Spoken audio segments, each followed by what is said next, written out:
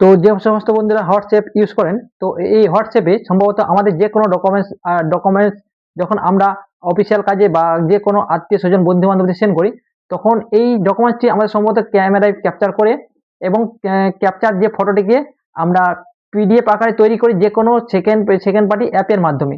কিন্তু এই অ্যাপগুলি আর আপনার লাগবে না। আপনার হোয়াটসঅ্যাপ এরকম আপনার ফোনে যদি হোয়াটসঅ্যাপ থেকে থাকে, তো এই হোয়াটসঅ্যাপের একটি নতুন ট্রিক দেখে দিচ্ছি আপনাকে কিভাবে এই ডাইরেক্ট আপনি ফটো ক্যাপচার করে কিভাবে ডকুমেন্ট তৈরি করবেন, তৈরি করে আপনার বন্ধু বান্ধবদের কাজে পাঠাবেন কিংবা আপনার অফিসিয়াল কাজে আপনি লাগাতে পারবেন, তার টিপসটি অবশ্যই দেখে দিচ্ছি। ভিডিওটির সঙ্গে থাকুন এবং কন্টিনিউ ভিডিওটি দেখতে থাকুন। প্রথমত বন্ধুরা আপনারা আপনার ফোন গ্যালারিতে হোয়াটসঅ্যাপ অপশনটি ওপেন করবেন।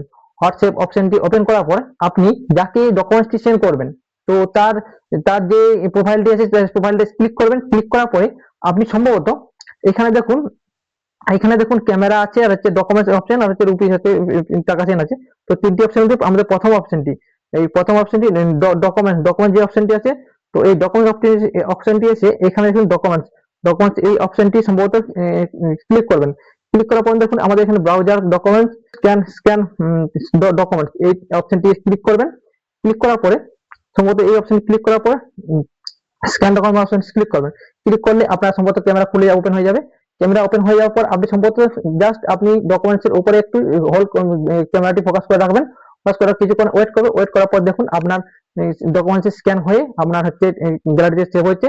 এইভাবে আপনি দেখুন নিচে এখানে ডকুমেন্টস প্লাস প্লাস বলে আপনি এই ডকুমেন্টসটিকে যদি 1 নম্বর 2 নম্বর 3 নম্বর যতগুলি আপনার পেজ থাকবে, তো সেই পেজগুলি এখানে আপনি এক এক করে এরকম স্ক্যান করবেন। স্ক্যান করার পরে সম্ভবত এখানে সেভ করবেন।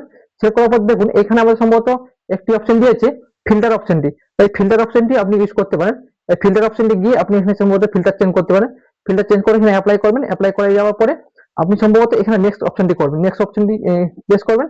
নেক্সট অপশন প্রেস করার পরে আপনি যাকে ডকুমেন্টসটি পাঠাবেন এখানে সম্ভবত সিম্পল চাপ দেবেন। চাপ দেওয়ার পরে আপনি দেখুন আপনার ডকুমেন্টসটি অবশ্যই সেন্ড হয়ে যাবে। যাকে পাঠাবেন তাকে সেন্ড হয়ে যাবে।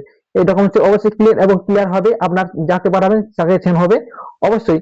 এই ট্রিকটি আপনার না জানা থাকলে অবশ্যই ভিডিওটিকে লাইক দেবেন এবং একটু কমেন্ট করে যাবেন। তো অবশ্যই এরকম নিউ ট্রিক পাওয়ার জন্য এই চ্যানেলটিকে অবশ্যই সাবস্ক্রাইব করে রাখবেন বা ফলো করে রাখবেন।